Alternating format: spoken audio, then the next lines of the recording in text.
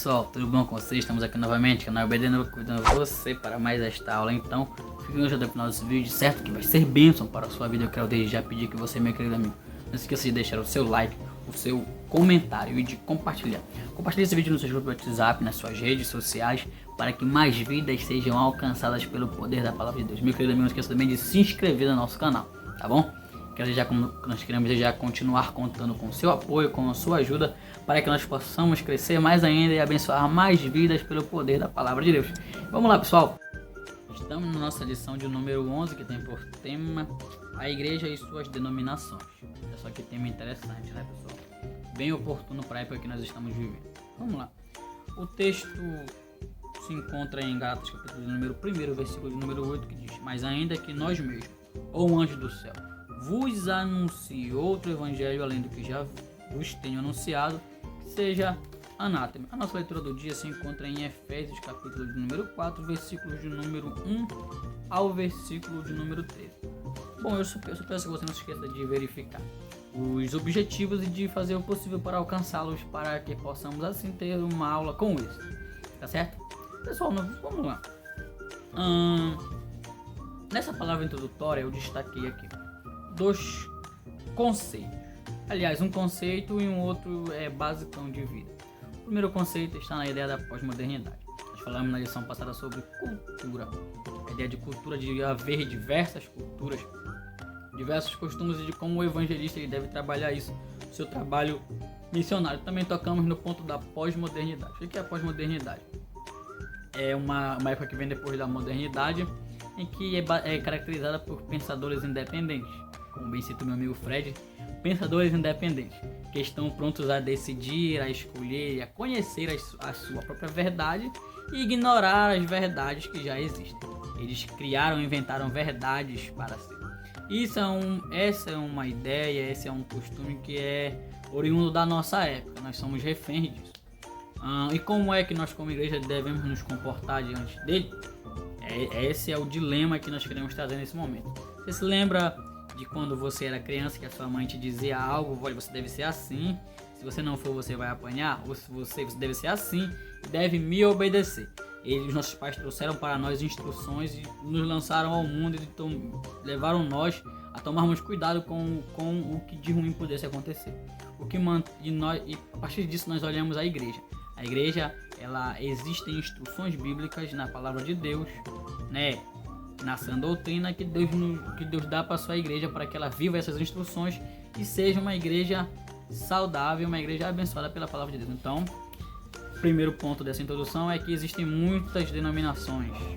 O segundo ponto é que nós temos o ensino da palavra do Senhor.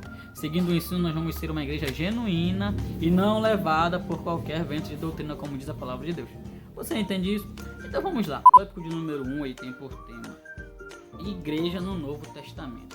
Eu acho muito interessante porque a gente já vem falando sobre o que é a igreja, então o foco da aula não é trazer uma definição sobre a igreja, mas sim falar sobre ensino. Tanto é que o nosso primeiro tópico que você olha na sua lição, ele traz uma definição sobre ensino.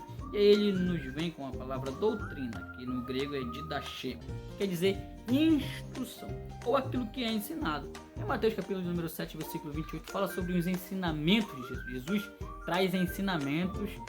Por que traz ensinamentos? No afã dos seus discípulos o cumprirem. Por que na palavra de Deus consta ensinamentos para nós? Porque nós devemos cumpri-los e fielmente.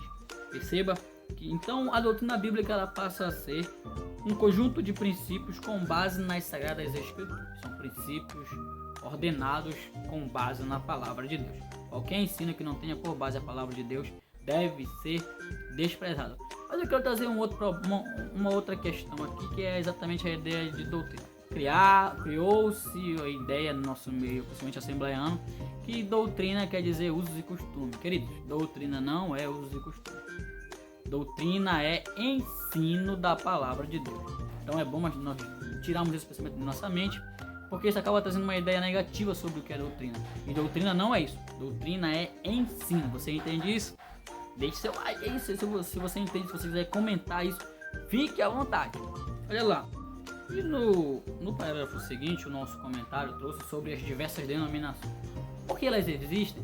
Ele tocou num ponto que é pelas diversas interpretações que se faz da Bíblia, conforme a perspectiva de cada grupo. Ou seja, o grupo tem a sua ideia, a sua leitura da Bíblia, e assim ele faz uma leitura e cria uma interpretação, uma igreja, uma denominação para ele. Então isso explica, pode explicar o surgimento de diversas denominações nos nossos dias. A questão é que até que ponto é válido esse argumento? Até que ponto as pessoas podem continuar criando denominações com diversas ideias? É um caso a se pensar. Vamos lá, olha só. Já no livro de Atos, desde o livro de Atos, tinha-se a ideia, né?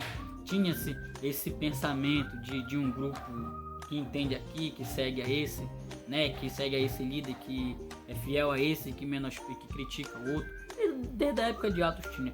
Deixou-nos aqui o Atos capítulo de número 20, versículo 28 a 31, que tem a galera que segue Apolo, que depois vem a problemática, esses são de Paulo, esses são de Apolo. Mas a igreja do Senhor, ela não deve estar voltada em grupos, dividida em grupos, dividida em equipes, sabe? Que seguem esse, que são desse tipo, desse, daquele. Não, a igreja do Senhor, ela deve ser somente uma unida.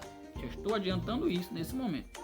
Os apóstolos se preocuparam com a edificação do corpo de Cristo para que os membros deste corpo permanecessem unidos na sã doutrina.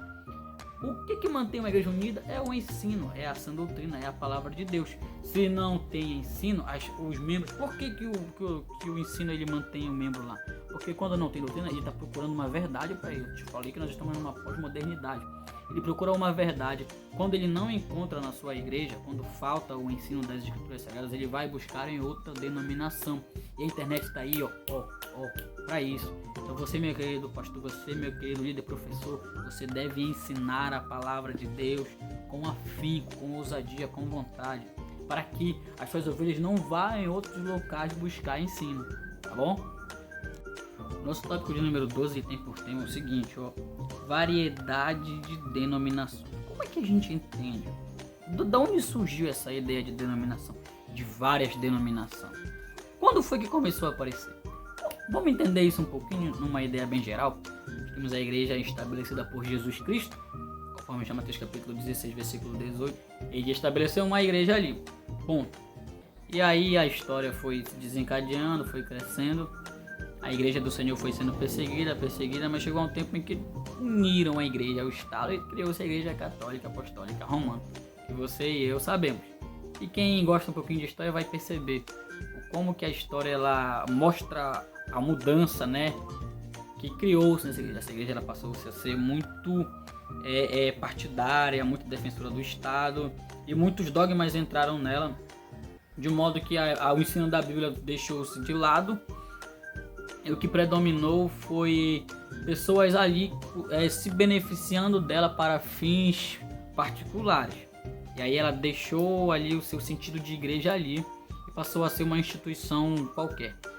Foi aí então que Deus, em sua soberana vontade, criou um movimento conhecido como Reforma Protestante.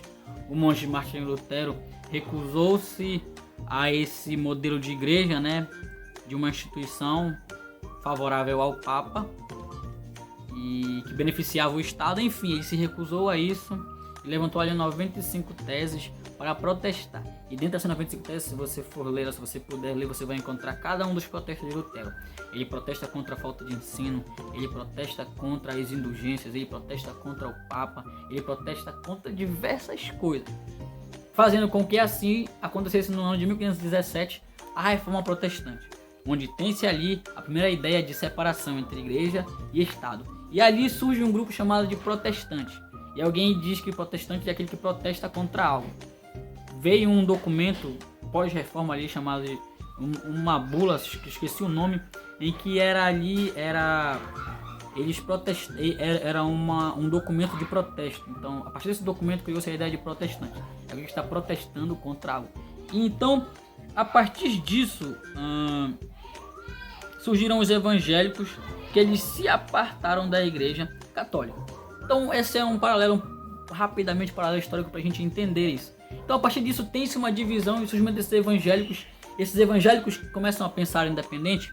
Uma das coisas que Lutero defende é o sacerdócio universal de todos os crentes, que todo mundo tem que ter acesso a Deus e a sua palavra, o livre exame das escrituras e etc. Então são muitos princípios que foram favoráveis a nós, e nós temos isso hoje graças ao movimento da Reforma Protestante. Então nós definimos essa separação da igreja, os surgimentos evangélicos, mas a ideia de surgindo diversos povos não é da Reforma, é um pouco antes.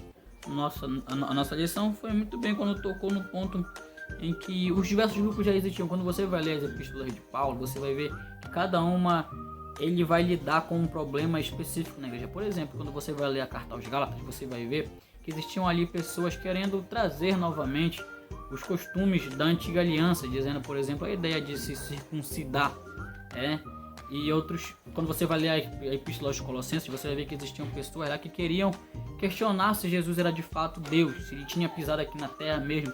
Então sempre tem um problema, sempre tem um grupo ali. Então esses pensadores livres, eles não são de direto, eles já existiam.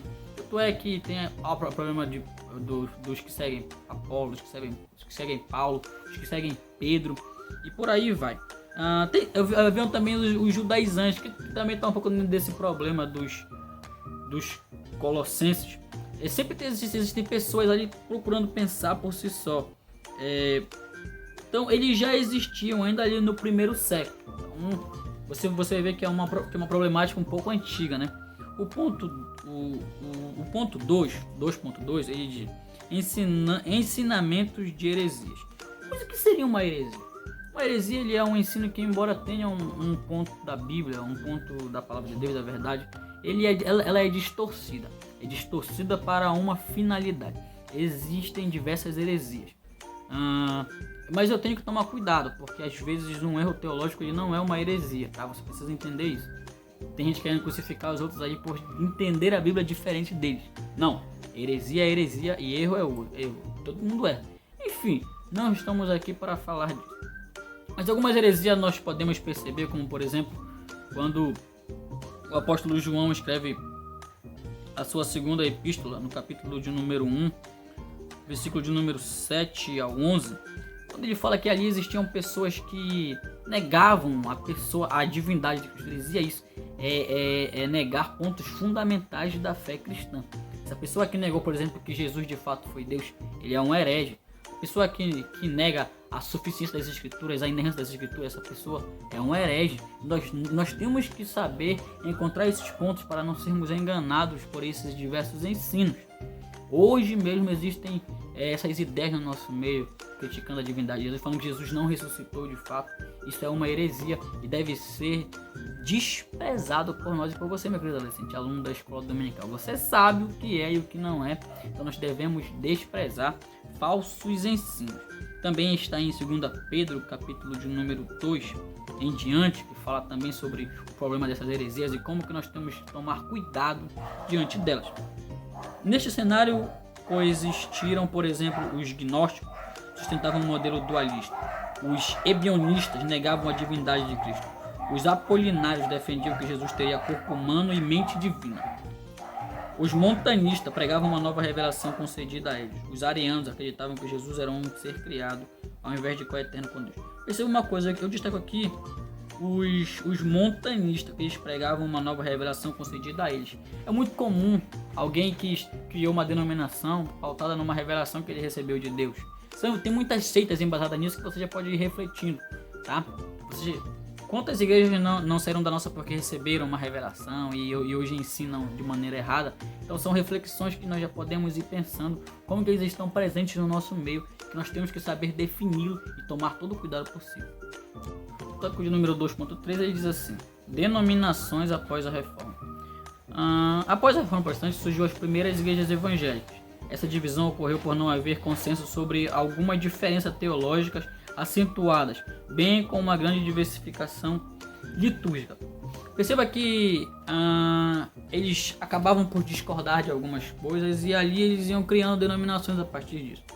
A gente tem, por exemplo, grupos que surgiram após a reforma, como, por exemplo, o movimento pietista. O movimento pietista é conhecido pós-reforma ali historicamente, até mesmo no período da reforma, porque eles não eram pessoas dadas à busca pelo conhecimento, pela teologia, etc. Eles eram pessoas que queriam ser crentes, que queriam viver experiências grandes com Deus. E como em algum momento os reformadores eles eram contra essas experiências, então eles acabavam ali por se separar.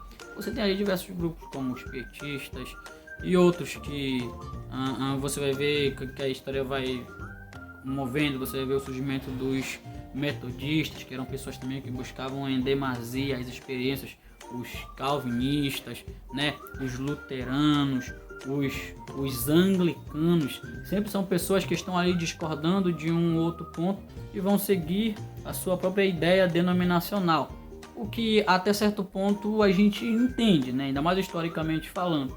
Mas e hoje em dia, alguma pessoa que discorda de um ponto da doutrina de sua igreja e vai lançar uma igreja embasada nos pressupostos que ela crê, será que isso é correto? Será que nós não temos que começar a refletir a partir disso? Porque existem pessoas que criaram igrejas a partir de uma interpretação errada das escrituras sagradas. Gente, existem regras de interpretação da Bíblia. E eu não posso criar uma interpretação minha e me beneficiar com isso, como muitos têm feito. Isso é um erro, isso é um problema. E Deus, ele há de cobrar de nós. As pessoas que fazem isso serão cobradas por Deus. E nós seremos cobrados por não conhecermos e ensinarmos a verdade correta que consta nas escrituras sagradas. Isso é uma triste realidade, essa divisão. Hoje em dia tem o pentecostal, o tradicional, o frio, o quente, etc. É uma triste realidade que existe no nosso meio. No entanto, a igreja invisível, a noiva de Cristo, não pode ser afetada por tais dissensões, pois o próprio Cristo garantiu que edificaria sobre ele mesmo a pedra angular, e haja o que houver, as portas do inferno não prevalecerão contra ela. Embora a igreja esteja aparentemente dividida, mas Jesus conhece a igreja genuína e ninguém pode ir contra ela. Pronto. Amém? Olha, chegamos ao nosso tópico de número 3. Fronteiras denominacionais. Existem dezenas de denominações, centenas de denominações, existem por aí, muitos, que afirmam seguir a Cristo, porém há entre elas doutrinas conflitantes com o Evangelho. Por isso, preciso ter cuidado, averiguar se elas são de fato os praticantes da palavra e das atitudes de Jesus. Analise uma igreja pela Bíblia, tá?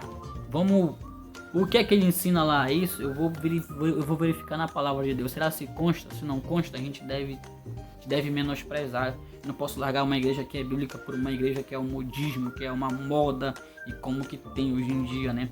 Eles sabem como atrair as pessoas, eles sabem como chamá-las, e acaba por disseminando um povo que gosta disso, daquilo, mas que não gosta do principal, que é a palavra de Deus, né? Mas olha só isso. Mas apesar de tudo, dessas dissensões, dessas divisórias, nós podemos experimentar a comunhão espiritual no contexto denominacional. Nós precisamos da comunhão. Aqui a gente entra nos assuntos daquelas pessoas que acham que por haver tanta coisa errada, elas não têm que estar em uma igreja. Elas não têm, elas se sentem ruins e etc. Meu querido amigo, minha querida amiga, você precisa estar em uma igreja. É o corpo de Cristo. E o que nós vamos falar aqui, exatamente do capítulo de número 12 de 1 Coríntios, que fala desse culto, de como é bom estar em um culto. Perceba que o capítulo 12 de Coríntios fala de um culto que não era muito organizado, que era um pouco cheio de problemas, mas que Jesus olhou para ele e disse: aqui tem um culto que deve ser ajustado pelos parâmetros da palavra de Deus. Assim somos nós hoje. Existem igrejas que são um pouco mesmo desorganizadas, mas outras que são totalmente bíblicas. Nós precisamos buscar uma igreja e nos congregar. O necessário é isso. E aqui nós chegamos à referência que faz o nosso texto bíblico. Conforme o nosso texto bíblico que nós lemos, nós entendemos que o Espírito é o mesmo, que o Senhor é o mesmo, é o mesmo Deus que opera tudo em todos, conforme o versículo de número 6. Um só mesmo Espírito que opera todas essas coisas, e todos os membros, sendo muitos, são um só corpo. A verdadeira igreja é aquela que professa a sã doutrina e porta-se como luz do mundo e sal da terra. Então, embora haja muita divisão, a igreja ela é só uma e Jesus a conhece. Isso deve nos preocupar, isso deve nos tranquilizar ao máximo. Querido amigo adolescente, pré-adolescente, juvenil, professor que me ouve, você também que acompanha nossos vídeos, entenda uma coisa: você faz parte de uma igreja. A igreja orgânica, a igreja mística do Senhor Jesus, a igreja universal, não a denominação universal, mas a igreja universal, e que Jesus as conhece, tá bom? Pessoal, muito obrigado pela sua companhia, essa foi a nossa aula de hoje, que Deus te abençoe, não deixe de visitar a IBD da sua igreja, de curtir a nossa página, se inscrever no nosso canal, visitar a nossa página no Instagram, você está convidado a estar conosco, tá bom? IBD Núcleo, priorizando a palavra.